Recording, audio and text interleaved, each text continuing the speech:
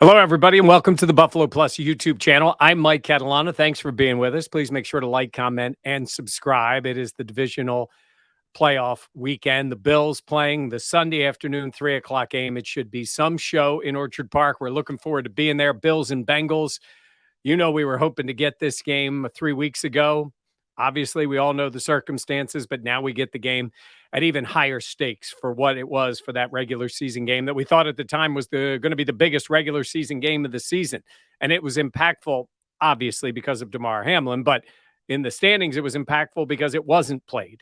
So both of these teams with a chance now to get to the AFC Championship game and all of the things that go with that. So let's look at the 5 storylines for this game as the Bills get set to play against a really good Cincinnati team. I mean, both of these teams winning, 17 consecutive games between the two teams to advance to this point in the season, 9 in a row, 8 in a row, and both have been really good. What's going to decide this game? I think it's going to be close. I think anybody who isn't predicting it to be close sees something I don't see. I think both teams are tough. They're tested. They have good quarterbacks, very good quarterbacks. They have outstanding coaching staffs. Cincinnati made their run last year. The Bills haven't quite gotten there yet, but they've been into the playoffs now, 5 of the last 6 years as a franchise, 4 times with this group. So it should be something to see. So let's talk a little bit about the 5 storylines. And let's start with something that has been a hot button topic all week long, and it's turnovers. And I'm not just talking about the quarterback or quarterbacks here. I'm talking about the entire team. I mean, we saw Devin Singletary give the ball away. We saw the Bills nearly give it away on a punt return. You've seen what happens in these games. And turnover battle, it sounds cliche, but you win the turnover battle, you usually win. That's the way it goes. Sometimes the turnover becomes somewhat insignificant. I think that's a rarity in the playoffs when the game is close. You're giving the ball away. The only time it's somewhat insignificant, I think, is the deep pass on 3rd and long, and it's picked off, and it's a wannabe punt, and you go from there. Otherwise, when you have a chance with the ball to do something and you turn it over to the other team, you're either giving it to them in your territory or you're losing a scoring opportunity. So when you look at the game last week for both teams, I think both of the games were obviously turned on a massive turnover. Well, the Bengals one is obvious, right? The Ravens at the goal line looking to go in to take a 7-point lead at that moment. And it's one of the most dramatic plays, well, really in playoff history. And look, I know there's been a ton of games, but if you think about where you were there, depending on certainly what happens to the Bengals, I mean, the Ravens are going in. They'd have the lead without their starting quarterback in the 4th quarter. And the way that defense was playing, you never know what happens. And give Cincinnati credit.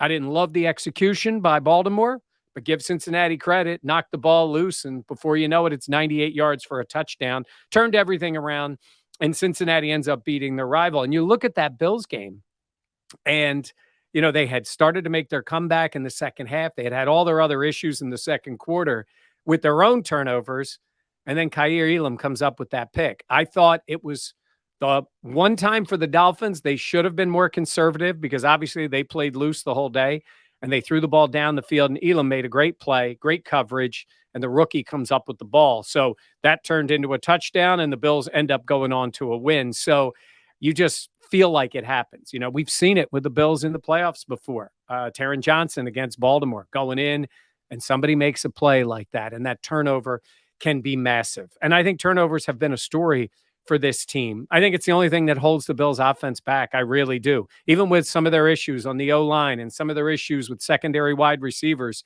I think when they're not turning the ball over, they're scoring. Heck, they still score 30 in many games when they turn the ball over, but the competition is better. It gets tougher, and the mistakes are magnified. So that's an overall look at the turnovers. Now let's talk about Josh Allen. And hang on a second here. I think Josh Allen is one of the great quarterbacks in the NFL. I think he's going to win a Super Bowl. It might be this year. I think he's a franchise guy who right now I think is underpaid for what he does for the Bills. If he has a flaw, sometimes he gets loose with the football. And I'm not even talking as much about the interceptions. Here's something I want to talk to you guys about. We mention the fumbles, and then you have the lost fumbles. And I get it. Somebody said to me, well, what about a pass you threw and the guy drops it? It's not an interception. Yes, it's a bad pass and you got away with it. That's the way I look at fumbles. And every one of Josh's fumbles is, the one he had one of his 3 last week. It was as he's going out of bounds, the ball pops loose and it counts as a fumble, was a non-issue. He had the one in Detroit where it was fumbled off the snap. They called it on Josh. I didn't think it was really on him. Snap was a little wide, but he picked it right up and ran it in for a touchdown. So there you go. But if that ball bounces a different way, you lose the ball at the 4-yard line. Ball bounces a different way against Miami. That one would have been tougher. Bills lose the ball.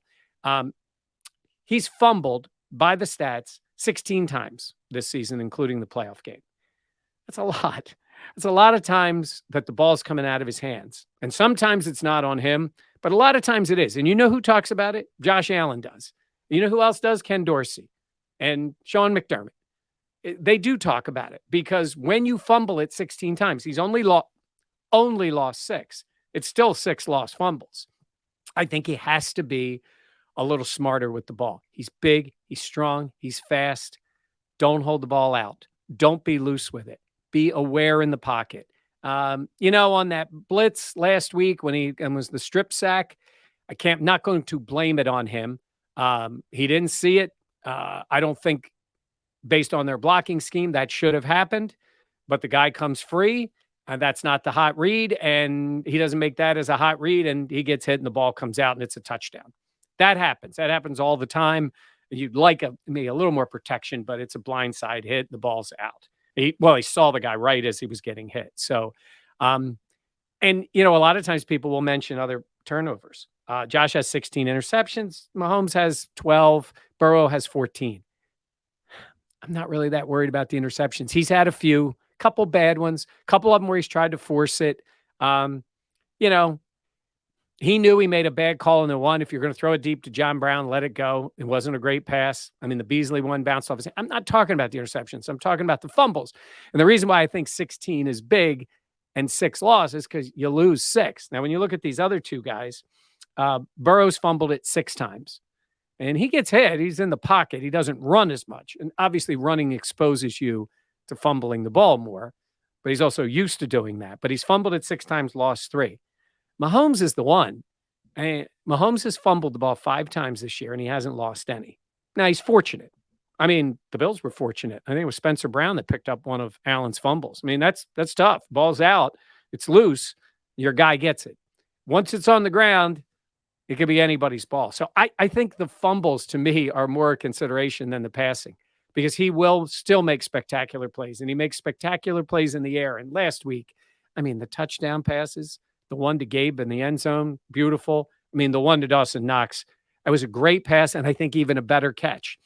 But again, I think that's where you got to watch. And I talked to Ross Tucker, the podcast is on here, played in the NFL. Some of you guys were saying to me, I don't know this guy. Ross Tucker played all around the league. He's one of those guys. Loved his time with the Bills, was here, loves talking about the Bills, loves coming to the games. He was doing the game Sunday. He's doing the game this week. And he talked about the reputation guys get when they put the ball on the ground. And it happens. Fred Jackson used to tell me when I did a post-game show, I'm not name dropping here. You guys know these guys. He used to say, man, if you put it on the ground, they're talking about it in the meetings. They're writing it on the wall. Like he'd say, they'd say 22's putting it on the ground. Like they're coming after him. And they know in those meetings, they're saying Allen will give the ball up. It becomes a thing. And so I think that's the consideration to me. Don't get too worked up. Don't try to make excuses for every time he does it. He knows he's turned it over too much. He knows he's been too loose with the ball. I mean, you're talking about 16 interceptions and 16 times he potentially could have given it up on a turnover. That's a lot. I mean, it is. And he makes spectacular plays. But you look at the games and you take away some. You're not going to take all of them away. Some, especially in big moments. I'll put it to you this way. I'll say this to you right now. If they turn it over once or less in the game against the Bengals, I'm guaranteeing that they win and move on to the championship game. I just think it's such a big thing. And I'm not taking away the aggressiveness of Josh Allen. And that's where I want to get into Ken Dorsey. I don't quite get the interview for the head coaching job. I don't know. I know he has connections in Carolina and he's been there before. I think he's sort of manned the ship this year. I don't think it's been great. I think there's been issues. It's not all on Ken Dorsey. It's not all on Josh Allen. honestly, it's probably a little bit on Brandon Beane. The offensive line has not been great, and the wide receivers outside of, Diggs have been wildly inconsistent. Um, so there are other issues, but you don't want to take away Josh Allen being Josh Allen. I don't think Ken Dorsey's going to do that, but I think he's going to come up with a package and things where Dan did a whole piece on here called Take the Cheese. Like the guy's open, take it. Dan Orlovsky did a great breakdown. Some of you guys don't like him. Anybody who says anything bad about Josh, everybody gets mad at. They love Josh as a player. He does make mistakes. So does Mahomes. So does Burrow. So does Jalen Hurts. So does Dak Prescott. Like they all make mistakes. It's a tough league. But there are times he did a piece this week and he said, if I was playing against Allen, I would give him the thing he doesn't want, which is the checkdowns, which is the underneath stuff. And I get it because Josh always wants to make the play. To me, it's like, they go with a shift in baseball. I know that's gone away now, but you go in the shift in baseball and it's just a wide open left side and guys just don't want to take it because they're there to hit the home run. And you figure, man, just punch it through the left side. It's a base hit. Yeah. You're paying the guy for the home runs. Josh doesn't want to take the cheese a lot of times. He wants to go for, the whole enchilada here, not just the cheese. So that's what he will do. So I think Ken Dorsey needs to still let Josh be Josh, but just make sure that there are first reads set up where ball's coming out, get moving, take the smart read, move to the next one. When there are opportunities, do not hesitate to take the shot. You just don't have to take every one of them. And I think they realized they got into a bit of a rut with that last week and it cost them. So I think maybe McKenzie's going to play. I don't know what they're going to do with Beasley, McKenzie, Shakir, all the underneath guys. But there are times, whether it's James Cook, Nyheim Hines, whoever's in there, dump it to the back sometimes. Move the chains, take the 5 yards and go. So we'll see. And there's a lot on Dorsey too. I mean, come on. Last year in the playoffs, Allen was incredible, and Brian Daboll ends up with a head coaching job. I'm not saying Dorsey's getting a head coaching job. I'm saying this is where you make your bones. This is where you make your money. So let's see what he ends up doing. Now let's talk a little bit about Burrow. I think he's an outstanding player. I think he's a great player. I used the phrase quiet cockiness because he's not outwardly yelling and screaming, but he dresses cool. Allen says no competition there. He's got the wardrobe. He says things like he was asked about being an underdog in this game, and he smiled and he said, I never feel like an underdog. Now, if you read that quote, it would sound one way. If you saw him say it with a little smirk and then a smile at the end, it's quiet cockiness. Look, he went on the road last year in Nashville and went on the road in Kansas City and got a team to the Super Bowl, and they probably should have won the game, and they didn't. He feels that way, and I think his team feeds off of that. He's a great player, and I love, you've got Mahomes, you've got Allen, you've got Burrow, and some of the other guys on the periphery, but with those three, the AFC is in pretty good shape. That means the road to the Super Bowl is going to be tough every year with these three. And I think he's really good. And his weapons, let's just say the five, when you've got T. Higgins and Boyd and obviously Jamar Chase, Hayden Hurst, Joe Mixon, does anybody have a better five than him? What he doesn't have is the offensive line. They're short three guys. And, I hear people sometimes say, well, Burrow has done it before. And it's tough, though, when they're getting pressure. It's tough to keep guys away. Yes, Bills fans all wish Von Miller was playing because he'd wreck this game. But he's not. So it's got to be somebody else. And it's got to be ways to come up with pressure. I got to say, I love Leslie Frazier going with the delayed blitzes. Dan and I went back and forth on this. He doesn't see it as much in this game because Burrow can get rid of it. But if the timing is right, and, I think the Bills linebackers, Milano and Edmonds, both can be very effective with that. Milano's instincts are just so good. Edmonds is a giant. Edmonds played well last week. So do some things to get Burrow off of his timing, off of his game, because he's got the weapons. If he's got time, he's going to hurt you. So that's going to be big. And now I'm going to say the last one, the fifth and final thing is you guys, the crowd, whoever's at the game. I mean, this is awesome. 1994, I think it was the Raiders that they played. Last time they hosted a divisional playoff game with a packed house, because they had the divisional game recently with Baltimore in order to go to Kansas City for the championship game. And last year they won against New England in the wild card round and then went out to Kansas City. So They haven't had this level of a game with a packed house in a long time. I was at that game. I was at all those games. It was wild. It's the second time they beat the Raiders in the playoffs. Obviously, the first one was the AFC Championship game in the 91 year. And then they beat them again in that playoff game. It was a close game. They were all close that year. This was the last year of the Bills' 4-year Super Bowl run. They beat Joe Montana in Kansas City the next week, knocking him out. They went to the Super Bowl in Atlanta, where we might be next week, and they ended up losing to the Cowboys, the second of the 2 losses to the Cowboys in the Super Bowl. So a lot going on for this game, but I'm talking about the crowd being the crowd. I'm talking about, full 60. I mean, last week, I thought the energy waned a little bit. Well, my God, it was a 4-hour regular game, and you're up 17-0, and it took the life out of the crowd a little bit, and I think it took the life out of the team when they blew that lead, and the game just kept going.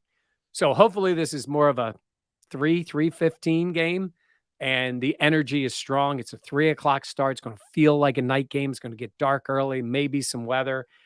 I think it's a Bills day. It's a Bills day. It's a Bengals day. I mean, they handle the weather too. I don't think weather is a factor in this game. I just think it's going to feel like a playoff game, and I think the crowd's going to be ready. So I just wanted to give a shout out to the Bills fans because I know this is big. It would be awesome if the championship game was home. As I'm recording this, Kansas City hasn't played yet. Let's see if Doug Peterson can do the Bills a favor and go into KC and win. But against his old buddy, Andy Reid, everybody's Andy's friend. He's got coaches all over the place, including Sean McDermott. So let's see what ends up happening. But if not, that game could either be in Buffalo or it could be certainly in Atlanta next week if the Chiefs win and the Bills win. So we will see. All right. We have coverage from the game. We're going to all be up there. Dan, Jenna, myself, we'll have our post-game story. We'll post a bunch of things on the web, on the YouTube site. And, hopefully for everybody, we're getting ready to make plans for the championship game, and that would be awesome. So that's where we've thought this team was going to end up, and standing in their way is a really good Cincinnati team. So let's see what ends up happening. Remember, there's a link below for the merchandise. So go on there if you want any Buffalo Plus merch. I got like the, where am I here? I got the Buffalo Plus. It's a little bit different than this. You see the hat behind me. You got the Buffalo Plus hats, the coffee mugs, plus some other shirts. And Jenna and Dan came up with some designs. So it's on buffaloplusstore.com, but the link is right below. Again, please make sure to like, comment, and subscribe. We'll be up at the game, and we'll see you next time on Buffalo Plus.